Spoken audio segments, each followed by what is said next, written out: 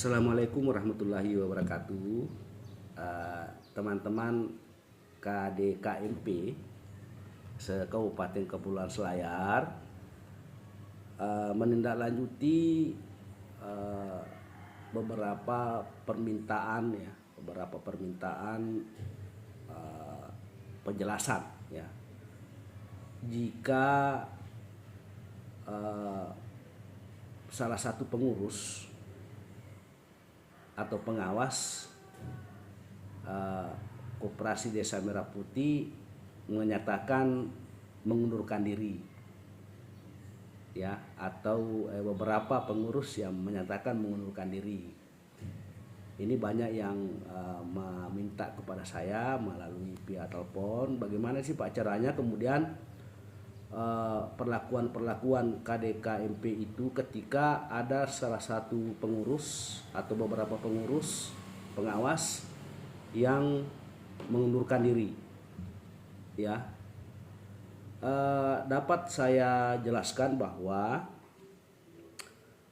koperasi itu adalah badan usaha yang berbadan hukum. Dengan demikian maka semua perlakuan di dalamnya itu tentu harus berdasarkan ketentuan hukum. Atas pendiriannya, atas perubahannya, dan atas pembubarannya itu harus sesuai dengan ketentuan hukum yang ada. Karena koperasi adalah lembaga yang berbadan hukum. Nah, bagaimana dengan tadi ya, jika ada yang mengundurkan diri ya. Nah, Bapak Ibu sekalian, saya sampaikan bahwa jika misalnya ya ada salah satu pengurus mengundurkan diri, itu langkah-langkah yang harus dilakukan adalah kepada yang mengundurkan diri tersebut itu tentu harus membuat surat pernyataan pengunduran diri. Ya, di dalam surat pernyataan itu tentu dia harus menjelaskan sebab-sebab pengunduran dirinya apa, ya, dan lain sebagainya. Ya. Lalu kemudian surat pernyataan pengunduran diri tersebut disampaikan kepada pengurus KDKMP yang ditinggalkan ya. Jadi disampaikan kepada koperasinya ya, KDKMP-nya. Lalu kemudian KDKMP yang bersangkutan setelah menerima surat pernyataan diri dari surat pernyataan pengunduran diri pengurus tersebut, itu menyampaikan kepada pemerintah desa. Dalam hal ini kepala desa. Kenapa kepala desa? Oleh karena proses pembentukan atau pendirian Koperasi Desa Merah Putih itu melalui pemerintah desa dengan melakukan musyawarah desa khusus. Ya, makanya harus dilaporkan kepada kepala desa ya. Lalu kemudian kepala desa yang menerima informasi ya, dengan menerima surat pernyataan pengunduran diri tersebut, maka harus segera mengambil tindakan melakukan musdesus, musyawarah desa khusus perubahan anggaran dasar, perubahan akte daripada koperasi yang bersangkutan pada perubahan struktural pengurus ya. Lalu kemudian dasar daripada kepala desa untuk melakukan musdesus itu adalah atas adanya pengurus yang menyampaikan pengunduran diri ya, maka dilakukanlah rapat atau musyawarah desa khusus perubahan anggaran dasar ya, mengundang semua pihak-pihak yang sesuai ketentuan syarat pelaksanaan musdesus.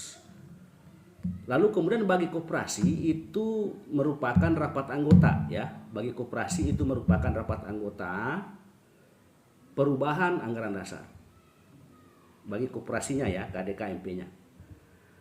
Lalu kemudian setelah diadakan Musdesus, maka tentu lahirlah sebuah keputusan bersama ya, mengganti pengurus yang mengundurkan diri tersebut. Lahirlah sebuah nama yang ditunjuk siapa ya. Nah, itu.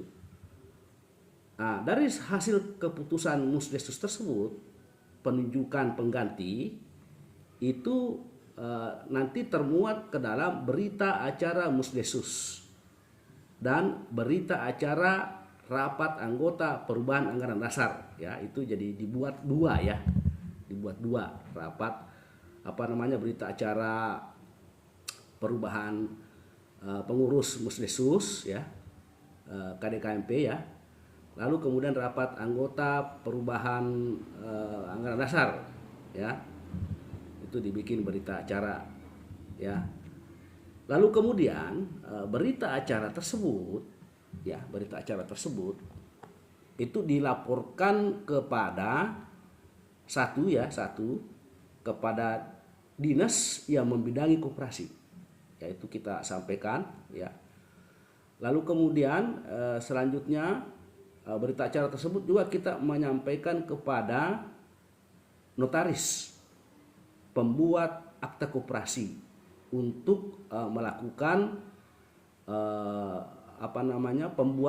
pembuatan perubahan akta notaris ya. Selanjutnya adalah setelah berita acara tersebut diterima oleh masing-masing pihak, maka dilakukanlah langkah-langkah perubahan pengurus tersebut ya. Nah, berikut ini akan saya sampaikan salah satu contoh koperasi yang telah melakukan perubahan anggaran dasar ya. Ini oleh karena mengalami perubahan struktural kepengurusan ya, maka tentu yang di dalam akte kita itu yang sudah kita terima itu tentu akan dirubah oleh notaris ya. Karena di dalam akte ini anggaran dasar kita ya, ini anggaran dasar kita itu tercantum pengurus, nama-nama pengurus dan nama-nama pengawas. Jadi jika mengalami perubahan tentu ini harus dirubah juga ya oleh notaris. Ya, notaris melakukan perubahan akte ini atas dasar berita acara yang kita masukkan, yang kita laporkan kepada notaris. Ya, nah ini dilakukan perubahan akte notaris, perubahan akte atau perubahan anggaran dasar koperasi. Ini dirubah ya, dirubah. Ini salah satu contoh ya. Ini salah satu contoh. Ini ya. Lalu kemudian di samping itu setelah notaris membuat akte perubahan anggaran dasarnya, notaris kemudian menginput berita acara tersebut ke Kementerian Hukum ya, di sistem administrasi barang hukum ya, koperasi ya. Nah, ini akan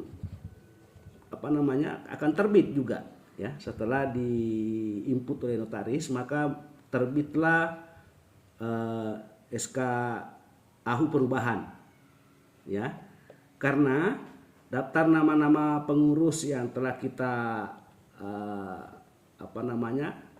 di akte lama itu ya juga terdata di Kementerian Hukum ya, dan tentu harus dirubah juga, maka dilakukanlah perubahan itu dan dibuktikan dengan adanya SK AHU ya, SK AHU perubahan seperti ini ya. Jadi tentu mengalami perubahan juga, dan data yang telah dirubah ya, yang mengundurkan diri tersebut kemudian dicantumkan nama penggantinya, maka tentu juga akan mengalami perubahan itu di data ODS ya, online data system di Kementerian Koperasi, karena Informasinya itu servernya tersambung langsung ya, itu berubah ya. Nah, lalu kemudian ini ada arsip yang yang kita miliki juga ya pada saat pendirian dulu ya, akte anggaran dasar kita. Ini terlapor juga di Forum Percetakan Negara, Badan Arsip Negara ya. Jadi data lama itu yang dirubah itu tentu dicabut ya, cabut, lalu kemudian dimasukkan kembali akte perubahan ya. Nah, ini adalah bukti ya bahwa itu tersimpan di Badan Arsip Negara ya, akte perubahan kita ya.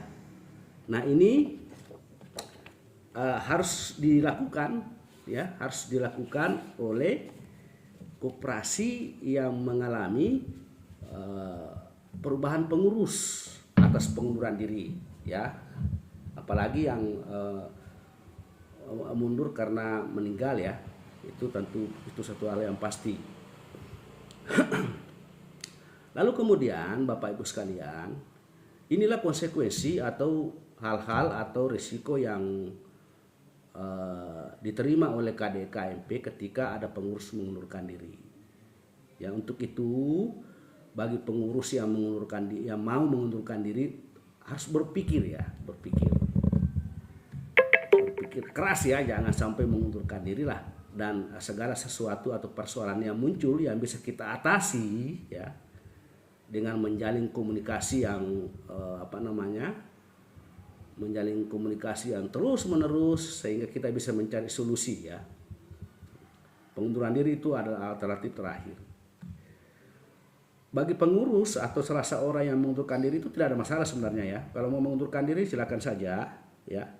Tapi yang perlu dipahami dari beberapa hal yang saya sampaikan tadi, konsekuensi lembaga yang ditinggalkan, konsekuensi koperasi Desa Merah Putih yang ditinggalkan, tentu akan mengalami perlakuan hukum seperti tadi ya, membuat berita acara, musdesus berita acara, lalu kemudian dilaporkan kepada notaris, melakukan perubahan dan lain sebagainya. Itulah konsekuensi lembaga yang ditinggalkan, dan tentu atas konsekuensi tersebut berimplikasi juga kepada biaya ya, karena semua administrasi yang telah dimiliki tentu harus mengalami perubahan, dan itu semua butuh biaya ya. Demikian ya saya sampaikan yang saya dapat jelaskan atas permintaan beberapa KDKMP untuk dijelaskan bagaimana misalnya Pak, kalau koperasi itu KDKMP itu ada salah satu pengurus mengundurkan diri. Begitulah yang harus dilakukan. Langkah-langkahnya seperti tadi ya. Oke, saya kira seperti itu. Mudah-mudahan edukasi dalam bentuk video ini dapat memberikan penerangan ya. Saya kira demikian. Billahi taufiq wal hidayah. Assalamualaikum warahmatullahi wabarakatuh.